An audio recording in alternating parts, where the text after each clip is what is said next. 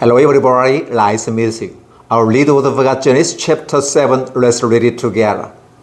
The Lord then said to Noah, "Go into the ark, you and your whole family, because I have found you righteous in this generation.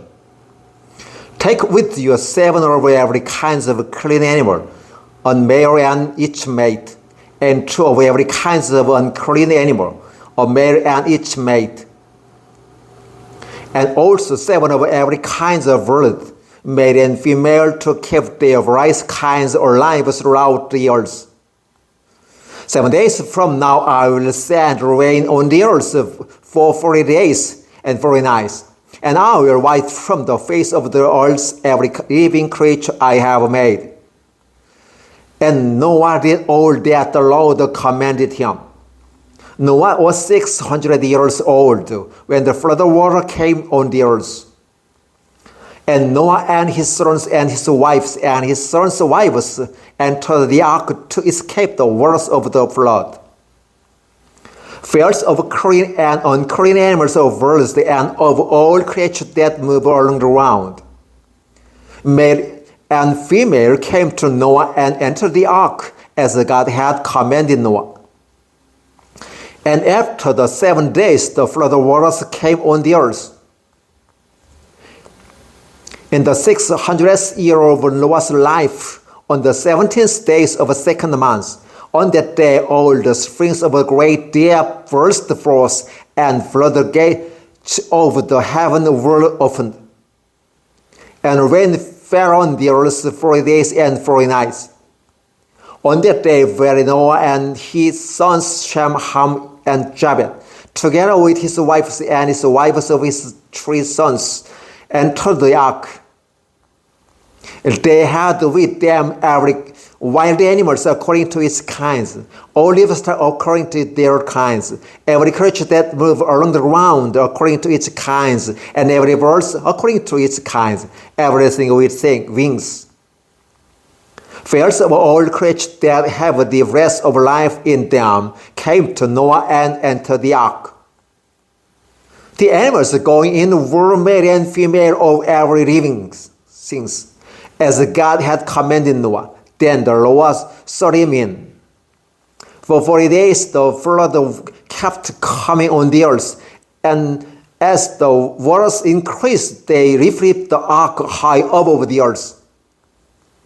The waters rose and increased greatly on the earth, and the ark floated on the surface of the water. They rose greatly on the earth, and all the high mountains on the entire heavens were covered. The waters rose and covered the mountain to a depth of more than 20 feet. Every living thing that move on the earth perished, birds, livestock, wild animals, all the creatures that swarm over the earth, and all mankind. Everything on dry land that had the breath of life in its lost or died. Every living thing on the face of the earth was wiped out, man and animals and the creatures that move along the ground, and the birds of the air were wiped from the earth. Only Noah was left, and those with him in the ark. The waters flooded the earth for 150 days.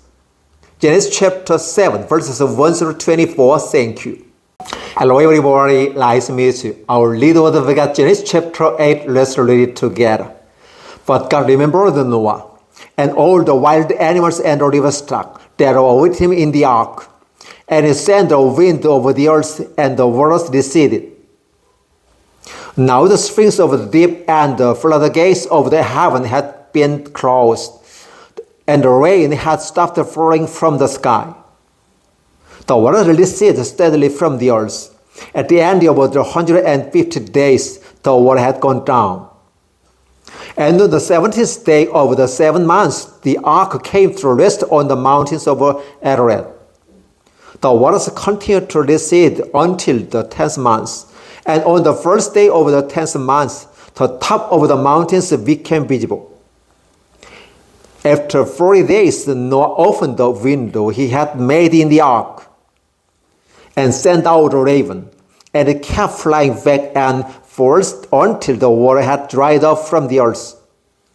Then he sent out the dove to see the water had receded from the surface of the ground. But the dove could find no place to set its feet because there was water over all the surface of the earth. So it is returned to Noah in the ark. He reached out his hand and took the dove and brought it back to himself in the ark. He waited 7 more days and again sent out the dove from the ark. When the dove returned to him in the evening, there in its beak was a freshly plucked olive leaf. Then the Lord knew that the water had receded from the earth. He waited 7 more days and sent the dove out again, but this time it did not return to him.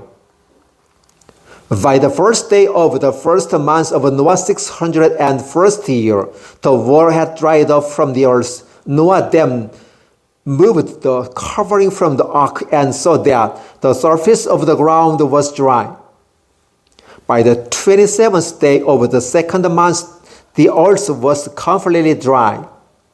Then God said to Noah, "Come out of the ark, you and your wife and your sons and their wives.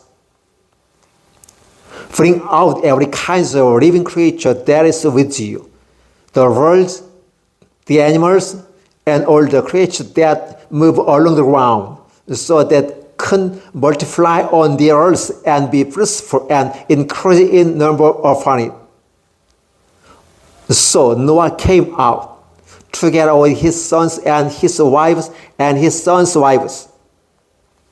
All the animals and all the creatures that move along the ground and all the birds, every that move on the earth, came out of the ark, one kind after another. Then Noah built two roads, and taking some of all clean animals and clean birds, he sacrificed one offering on it. The Lord smelled the freezing aroma and said in his heart, "Never again I will curse the ground because of man, even though every inclination of his heart is evil from childhood. And never again I will destroy all living creatures as I have done. As long as the earth endures, seed time and harvest, cold and heat, summer and winter, day and night will never cease."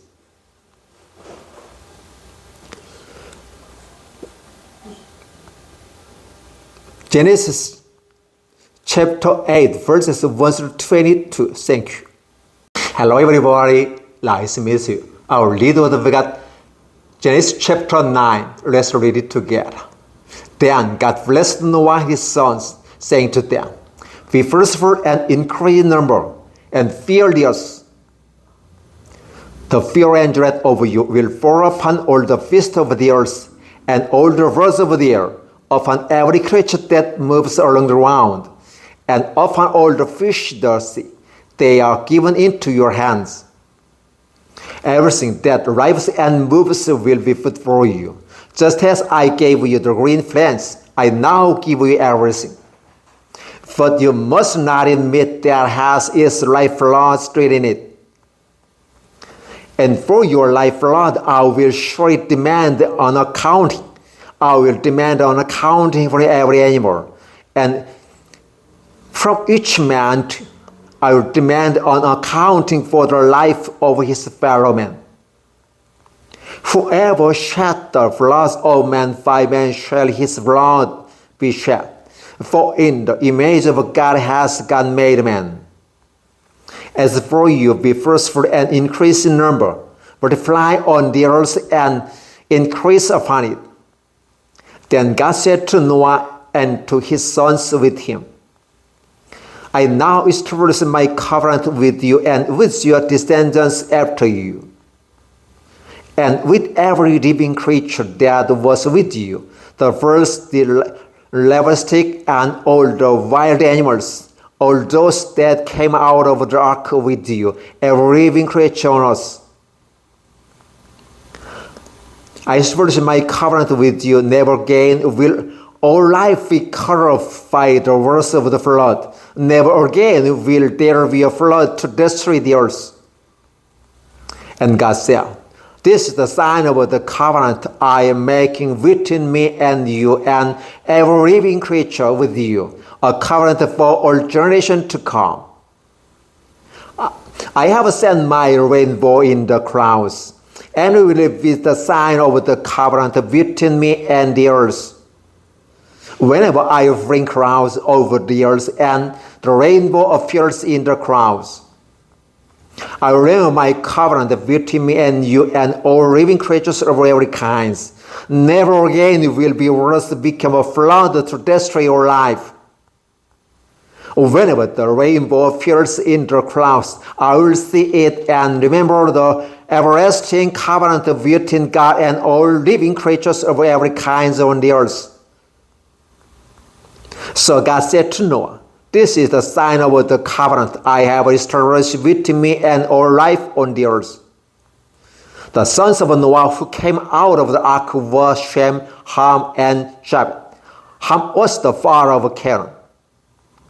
These were the three sons of Noah, and from them came the people who were scattered over the earth. Noah, a man of soil, produced to plant a vineyard. When he drank some of its wine, he became drunk and lay uncovered inside in his tent. Ham, the father of Canaan, saw his father's nakedness and told his two brothers outside. But Shem, Ham, Japheth took a garment and laid it across their shoulders. Then they walked in backward and covered their father's nakedness. Their faces were turned the other way so that they would not see their father's nakedness. When Noah awoke from his wine and found out what his youngest son had done to him, he said, "Cursed be Canaan, the lowest of slaves will be to his brothers."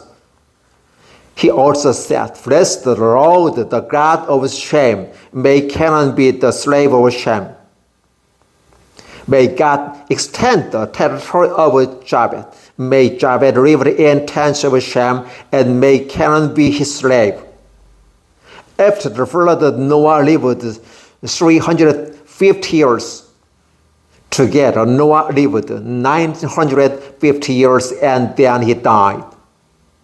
Genesis chapter 9, verses 1 through 29. Thank you.